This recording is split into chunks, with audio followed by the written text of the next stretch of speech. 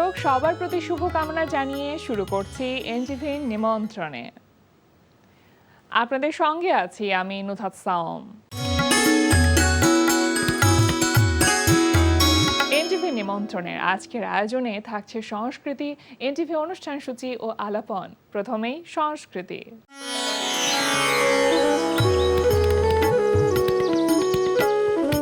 বাংলাদেশ শিল্পকলা একাডেমির experimental theatre হলে আজ সন্ধ্যা 7টায় মঞ্চায়িত হবে বঙ্গরঙ্গ নাট্যদল প্রযোজিত নাটক উন্মোচন। বাংলাদেশ শিল্পকলা একাডেমির স্টুডিও থিয়েটার হলে আজ সন্ধ্যা 7টায় মঞ্চায়িত হবে ওপেন স্পেস থিয়েটার প্রযোজিত নাটক 12 অ্যাংরি ম্যান। এবার এনটিভি অনুষ্ঠান সূচি। এবার জানিয়ে দিচ্ছি এনটিভির আজ রাতের বিশেষ বিশেষ অনুষ্ঠানগুলির সময়সূচি। সন্ধ্যা 6:15 থাকছে সমসাময়িক বিষয় নিয়ে অনুষ্ঠান সংলাপ প্রতিদিন।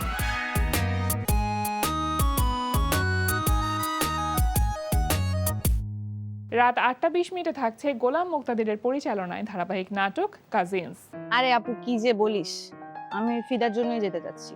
না, আমি আগেও দেখেছি তোর হাসান ভাইয়ের কথা উঠলেই তুই কেমন যেন অন্যরকম হয়ে যাস। যে যা সময় মতো খাবে, এখন আর সেটা হবে না। এখন নিয়ম পাল্টাইছে, সবাইকে গরম গরম খেতে হবে আর একসাথে টেবিলে বসে খেতে হবে। নিয়ম পাল্টে গেছে মানে কি? নতুন নিয়ম করেছে কেউ? হ্যাঁ, কারণ এখন রান্না বান্না সব মিথিদি করতেছে, তাই তার নিয়ম মতোই চলতে হবে। রাত 11:30 সরাসরি সম্প্রচার হবে মোহাম্মদ নুরুজ্জামানের প্রযোজনায় সঙ্গীতানুষ্ঠান মিউজিক নাইট। এই ছিল এনটিভির আজ রাতের বিশেষ বিশেষ অনুষ্ঠানগুলির সময়সূচি। এবার আলাপন। প্রিয় দর্শক, আমাদের আলাপনের আজকের অতিথি জনপ্রিয় সঙ্গীত শিল্পী লিজা। শুভ সকাল। শুভ সকাল। কেমন আছো আপু? ভালো আছি, তুমি ভালো আছো? আমি খুব ভালো আছি। তোমাকে পেয়ে ভীষণ ভালো লাগা কাজ করছে। আমাদের এনটিভি আমাদের সকলের প্রিয় চ্যানেল, আমি জানি তোমারও ভীষণ ভালোবাসার একটি জায়গা। 23 বছর পেরিয়ে 24-এ পদার্পণ করছে আগামীকাল 3রা জুলাই, এবং একটা লম্বা সময় তুমি এনটিভির সাথে থেকেছো, পরিবারের অংশ হয়ে আছো। কেমন লাগছে বলো এই সময়টাতে? আমার তো শুরুটা এখান থেকে, এবং এই চ্যানেলের প্রতি যে ভালোবাসা, এই চ্যানেলের মানুষ যারা আমাদেরকে এত আপন করে নিয়েছে এবং তারা টুকটুক করে বড় হচ্ছে, আমরাও টুকটুক করে বেড়ে উঠছি, তো এটা তো সব সময় ভালো লাগার। মানে তুলনাটা কিভাবে করব সুন্দর করে, আমার বাচ্চাকে যখন দেখি আস্তে আস্তে বড় হচ্ছে, খুব প্রাউড লাগে। আমার কাছে মনে হয় এনটিভিকে যখন আমি দেখি যে আস্তে আস্তে অনেক দূরে এগিয়ে যাচ্ছে, আরো ভালো কাজ করছে, সবাই বলছে এনটিভির এই প্রোগ্রামটা ভালো বা এই কাজটা সুন্দর হয়েছে, তখন মনে হয় নিজের একদমই মানে নিজের একটা কিছু একদমই নিজে ওন করছো এনটিভিকে। একদমই নিজে ওন করছি। 2008 সালে ক্লোজ আপ ওয়ান তোমাকে খুঁজছে বাংলাদেশ, এবং সেখান থেকে আমরা তোমাকে পেয়েছি। তুমি বিজয়ের মুকুটটা অর্জন করেছো, এবং এই অনুষ্ঠানটাই ছিল কিন্তু মানে প্রথম কোনো ইন্টারভিউতে কথা বলা, এটা ছিল এই আয়োজনটাই ছিল 2008-এর প্রথম ইন্টারভিউ ছিল আমার এনটিভিতে। মানে তুমি মুকুট অর্জন করবার পরে শুভ সন্ধ্যা এসেছিল, তোমার ফার্স্ট ইন্টারভিউ ছিল। প্রথম ছিল, এবং সেখানে প্রথম কথা বলা, এবং এইভাবে প্রথম ক্যামেরার সামনে এই সেটটাই ছিল, নিজের কথা বলা। এই সেটটাই ছিল। একটু বলো। আমি কিছুদিন আগে আবার ঘুরে ফিরে দেখেছিলাম যে কিভাবে কথা বলছি। ভালো লাগে দেখতে।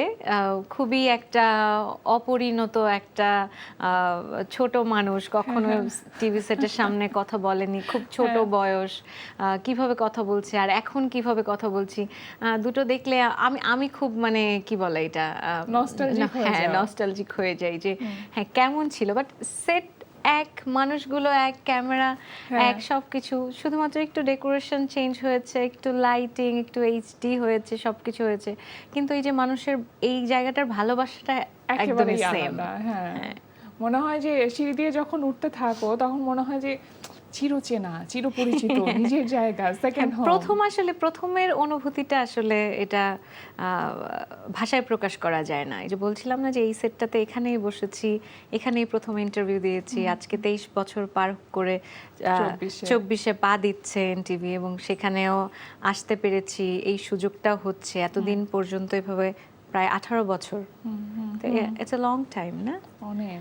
তোমার মেয়ে, ছোট মেয়ে, যার নাম ইয়াশা, হ্যাঁ। 2 বছর 2 মাস বয়স। হ্যাঁ। মায়ের এই গানের জায়গাটা কি ও বোঝে কিনা, বা ও বুঝতে পারে কিনা যে ওর মা একজন সেলিব্রিটি তারকা? ও এখন পর্যন্ত মানে টেলিভিশনে দেখেছে, লাইভ গাইছি এরকম দেখেছে, বাট একদমই সামনে শো আমি কিভাবে গাইছি, পারফর্ম করছি এটা এখনো সে দেখেনি। আচ্ছা।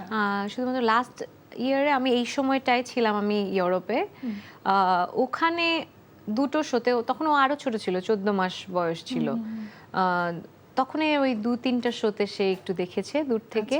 হ্যাঁ, তো কিন্তু ওই সময় তো ওভাবে গান বুঝতো না।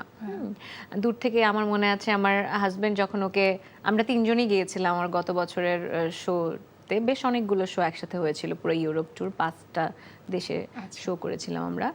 তখন সে দূর থেকে আমাকে আমার হাজবেন্ড নেমে তারপর বলছিল যে, ও বলছে মাম্মা পচা, মাম্মা দুষ্টু, মানে আমি কেন তাকে কোলে নিচ্ছি না ওখানে যে হ্যাঁ গান গাইছি, মাম্মা পচা, মাম্মা দুষ্টু বোপ, ওই অতটুকু বলতে পারতো, মাম্মা দুষ্টু, মাম্মা পচা, এই এতটুকু। বাট এখন যেটা হয়, সে বেশি আমার সাথে থাকতে চায়, আমার কাজের জন্য তো আমি ওভাবে অনেকটা সময় ধরে থাকতে পারি না, বাট চেষ্টা করি আমি আমার যতটুকু কাজের বাইরে থাকার জন্য। দেখা যায় যে আমি যখন এইভাবে রেডি হচ্ছি, বাসা থেকে রেডি হচ্ছি, বের হচ্ছি, তখন বলে যে মাম্মা কই, মাম্মা কই যাও, হ্যাঁ এতটুকু বলতে পারে। মাম্মা গান করতে যায়, মাম্মা গান না, মাম্মা গান না, মানে তার সাথে থাকতে হবে। মাম্মা গান না, মাম্মা শুট করতে যায়, মাম্মা শুট না। এবং তুমি বলছিলে অনুষ্ঠান শুরুর আগে যে ও নিজেও ছোট ছোট করে রাইমস করে, মানে ছন্দ মিলিয়ে রাইমস বানায় নিজে নিজে, ভীষণ ক্রিয়েটিভ। হ্যাঁ, এটা আসলে আমার মনে হয় এখনকার সব বাচ্চারা এরকম, আমার মনে হয়। হ্যাঁ, ওরা যে গান শুনলো, যে ছড়াগুলোর যে সুর থাকে, সেই সুরে কথাগুলোই আর কি সে সুরে সুরে বলে আর কি, এরকম হয়। বাট আমি এটা আসলে শেয়ার করেছি, আমাদের পুতুল আপু আছে, আমাদের সালমা আছে, হ্যাঁ, ওদের সাথে যখন বলেছি ওরাও সেম জিনিস বললো, ওর বাচ্চারা তো আরো বড়, বলে ওরা এইটা করে করেই ওরা বড় হয়েছে, মানে ওরাও এই জিনিসগুলো করেছে। একটা তো মানে প্রভাব থাকেই, এবং তোমাকে যখন শুনছে সবসময় গান গাচ্ছো, গুনগুন করে গান গাচ্ছো, সেই প্রভাবটা থেকে যায়। তুমি চাও কিনা যে ইয়াশা মিউজিক ইন্ডাস্ট্রিতে থাকুক, ও গান করুক, মানে প্রফেশনালি গানটা গাক?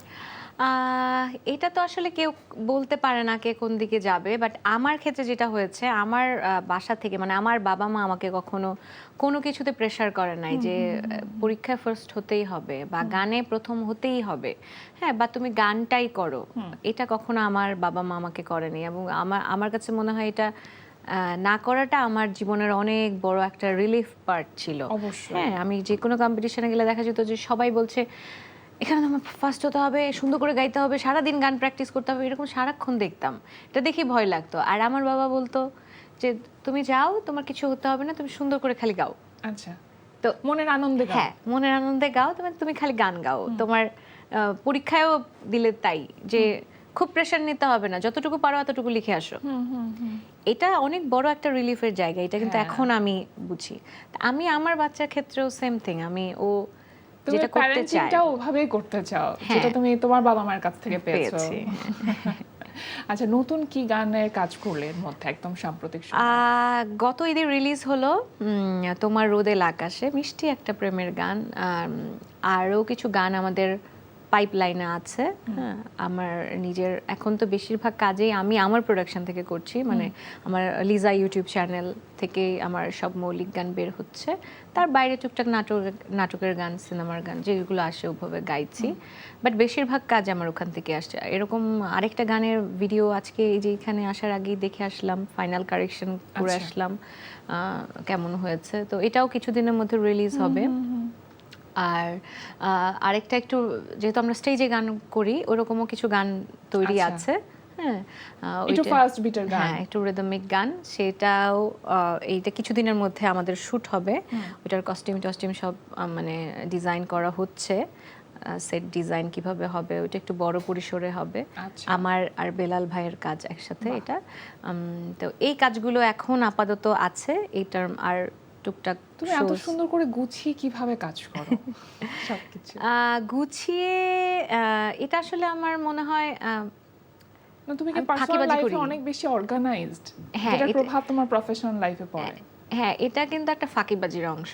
কারণ কি আমি বলি, আমি দেখা যায় যে ঘুম থেকে অনেক দেরি করে উঠি, সবকিছুতে একটু আলসেমি করি এবং এটা কমপ্লিট হয়ে যায় কিভাবে, মানে ওই পূরণ হয়ে যায়, ক্ষতিপূরণ হয়ে যায় কিভাবে, সেটা হচ্ছে আমি সব গুছিয়ে রাখি। আচ্ছা। হ্যাঁ, হুম, হুম। দেখা যায় যে আমি এখান থেকে বসে, এটা আমি বলি সবসময়, আমার কোন আলমারি কোন ড্রয়ারে কি আছে, আচ্ছা। জামাটা কোথায় আছে, জুতার কোথায় কোনটা আছে, হ্যাঁ। কানের দুল অর্নামেন্টস এটা তো কোথায়, সব মেমোরিতে হ্যাঁ থাকে। সব মেমোরিতে থাকে। আমি জাস্ট প্রত্যেকবার কাজ শেষ হলে ওই জিনিসটা আবার ওই জায়গাতেই রাখা রেখে হয়। দাও, হ্যাঁ, হ্যাঁ। তো এটাতে হয় কি, আমি একটু দেরিতে ঘুম থেকে উঠলেও সবকিছু মানে গোছানো ওই যে থাকে তো পূরণ হয়ে খুঁজে যায়, পেতে সমস্যা খুঁজে হয় না। পেতে সমস্যা হয় না, ওই জায়গায় আমার সময় লাগে না। আর হ্যাঁ। আমার কাছে মনে হয় গোছানো থাকলে মেন্টালি অনেক বেশি ফ্রেশ থাকা যায়। হ্যাঁ, হ্যাঁ, রিলিফ লাগে। হ্যাঁ, এটা আমার কাছে মনে হয় আমার মানসিক চাপ একটু কমানোর জন্য আমি যখনই একটু কাজ সময় নিয়ে করি, হ্যাঁ, কারণ গুছাতে তো একটু সময় লাগে, কিন্তু পরবর্তীতে আমার মানে বাসা গুছানো ফিটফাট প্রেশারটা থাকলে, থাকে না ওরকম। হ্যাঁ, আমার মন ভালো লাগে। আচ্ছা লিজা আপু, তোমাকে আমরা একটা সময় উপস্থাপনায় বেশ রেগুলার দেখেছি। তারপর তুমি হঠাৎ করেই উপস্থাপনার জায়গাটা কমিয়ে দিলে, কাজের পরিসরটা কমিয়ে দিলে, এবং হ্যাঁ। সেটা একান্তই তোমার নিজের সিদ্ধান্তে তুমি নিয়েছিলে, আমি যতটুকু হ্যাঁ। জানি। সেটা কেন করেছিলে? উপস্থাপনা আমি বলবো না, আমি ওভাবে উপস্থাপনা মানে তোমরা যেভাবে বসো এইভাবে আমি কখনোই উপস্থাপনায় বসতাম না। আমি শুধুমাত্র গানের আয়োজনগুলোতে কাজগুলো, বসতাম, হ্যাঁ। Live এবং করতে অনেক। হ্যাঁ, এবং যারা, কারণ ওটা আমার কাছে সহজ ছিল, কারণ গানের মানুষদের আপডেট আমি পেতাম, কাজ হতো, এবং এটা আমার জন্য ইজি Relate থাকতো। করাটা হ্যাঁ, easier হতো। ইজিয়ার হতো। এছাড়া কোনো কাজ করতাম না। পরবর্তীতে দেখা গেল যে টেলিভিশনে যতগুলো গানের প্রোগ্রাম, হ্যাঁ। সপ্তাহে আমার মনে আছে 5 দিন আমার রেগুলার প্রোগ্রাম ছিল। উপস্থাপনার জন্য কল থাকতো? উপস্থাপনার অনিয়ারই থাকতো। আচ্ছা। মানে 5 দিন আমি থাকতাম এই টেলিভিশনে, ডিফারেন্ট টেলিভিশনে সব গানের প্রোগ্রাম। একদিন হলো আমি একটা আমার শো এর জন্য গানের আয়োজনে আমি যাচ্ছিলাম চিটাগাং, এয়ারপোর্টে বসেছি, একজন এসে আমার সাথে ছবি তুলবে বলছে, ফ্যান, তো বলল, আপু আপনার উপস্থাপনা অনেক ভালো লাগে আমার। আচ্ছা।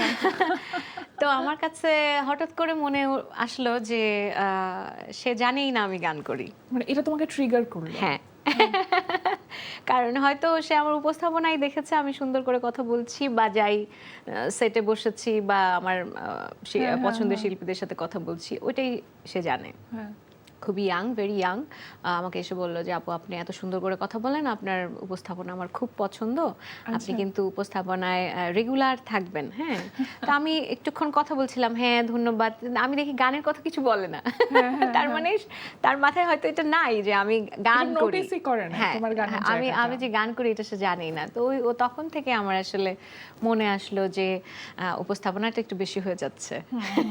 আর এমনও হতো যে বৃহস্পতি শুক্রবার এই সময়গুলোতে টেলিভিশনে লাইভে বসতাম আমি রাতের বেলায়, হ্যাঁ, যে গানের আয়োজনগুলো হতো, তখন দেখা যেত শোতে আমি টাইম দিতে পারতাম না, কারণ আমাদের অনুষ্ঠানও তো সবগুলো, গানের অনুষ্ঠানও তো সব বৃহস্পতি শুক্র শনি এইগুলোতে হয়। তো এই জন্যই আমার মনে হলো যে উপস্থাপনা, দুইটা প্রফেশনের মধ্যে কন্ট্রাডিক্ট করা দরকার নেই, হ্যাঁ। যে কোনো একটি জায়গাতে ফোকাস করাটাই better। গানটাই তো হচ্ছে আসল আমার, কারণ একদম, গানেই একদম। আমাকে মানুষ জানে, চেনে। ভালোবাসা দিয়েছে, এই অবস্থানে এনেছে। আবার এখানে আমি একটু বলতে চাই আমার শ্রদ্ধেয় পার্থ বড়ুয়া স্যারের কথা। উনি খুব রাগ হতেন আমি কেন উপস্থাপনা করি, এবং উনি আমাকে তখন বলেছিলেন যে তুমি যখন উপস্থাপনা বন্ধ করবে, সব কাজ শেষ হবে, তখন তোমাকে গান দিব, এর আগে কোনো গান দিব না।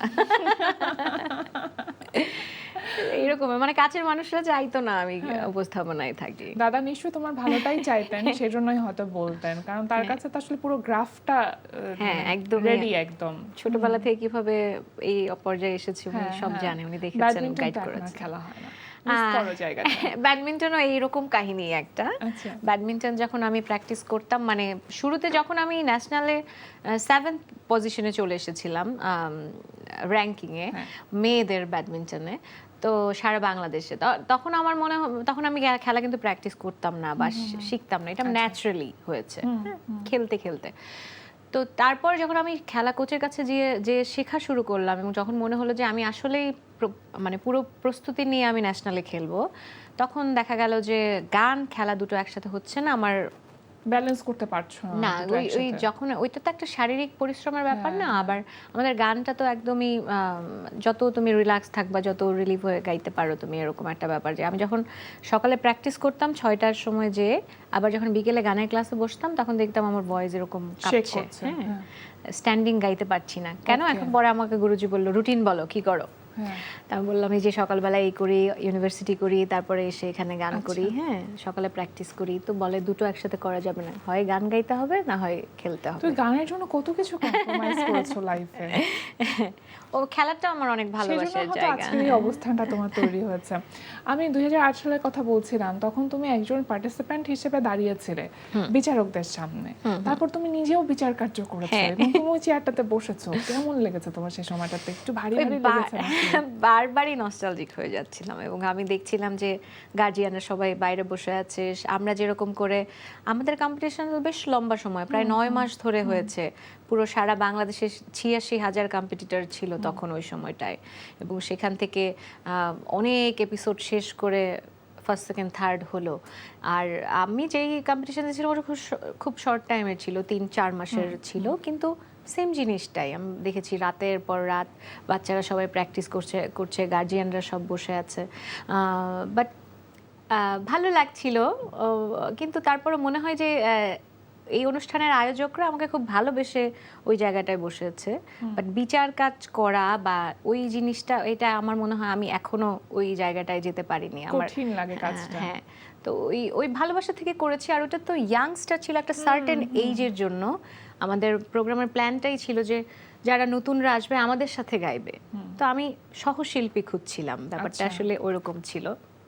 টিমমেট খুঁজছিলে হ্যাঁ, তুমি, একদমই এবং তুমি ওইরকম। তাদেরকে নিয়ে কাজ করেছো কিন্তু হ্যাঁ। বেশ কিছু। এইটাই বলতে নিচ্ছিলাম, এই যে গত ঈদে যেটা কাজটা রিলিজ হলো তোমার রোদেল আকাশে, তো ওই ইয়াংস্টারে যে ছেলেটা সেকেন্ড হয়েছে অনিক সূত্রধর, আচ্ছা। আমি তাকে নিয়ে কাজটা করেছি এবং আমি তাকে দিয়ে গাইয়েছি আমার সাথে। তো এটা একটা অন্যরকম ভালো লাগার একটা ব্যাপার, কারণ ওদেরকে আমি একদম শুরু থেকে দেখেছি, হ্যাঁ, ওদের এবং আমরা growth-টা দেখেছো তুমি শুরু থেকে। এবং আমরা চাচ্ছি যে ওরা আমাদের সাথে গাইবে, কাজ করবে। এবং এর আগেও বেশ আরেকটা গান করেছি আমি 6 জনকে একসাথে নিয়ে, আমরা সবাই বাংলাদেশ, একটা দেশের গান করেছি। হ্যাঁ, তো আমার এটা ভালো লাগে যে আমি যাদেরকে দেখেছি ওরা আমার সামনে এসেছে ইন্ডাস্ট্রিতে, এবং এবং আমার আমি সাথে কাজ করছে হ্যাঁ, ওরা, এবং তাদেরকে নিয়ে আমি কাজ করছি। তাদেরকে সুযোগ তুমি হ্যাঁ। তৈরি করে দিচ্ছ। মানে এটা থাকে না, এটা দায়বদ্ধতা থাকে, কিন্তু হ্যাঁ। সেই দায়বদ্ধতার জায়গাটা তুমি পূরণ করতে পারছো, এটা চেষ্টা করি। স্যাটিসফ্যাকশন দিচ্ছে তোমাকে। হ্যাঁ, এটা আমার নিজের ভালো লাগা থেকেই আসলে করি, কারণ আমি তো একটা রিয়েলিটি শো থেকে বের হয়ে এসেছি, এবং তারপরে যে স্ট্রাগলিং পিরিয়ড এটা আমি জানি, এবং এই বাচ্চারাও এর মধ্যে দিয়েই যাবে। তো ওদের কষ্টের জায়গাটা একটু লাঘব করার জন্য আসলে ওদের সাথে সাথে হাঁটা। দারুণ দারুণ, তোমার এই সুন্দর চিন্তাগুলোই আমাদেরকে ভীষণ মুগ্ধ করে, ইন্সপায়ার করে। খুব ভালো থেকো আপু, একেবারে শেষের দিকে চলে এসেছি, অনেক অনেক ধন্যবাদ তোমাকে। Thank you.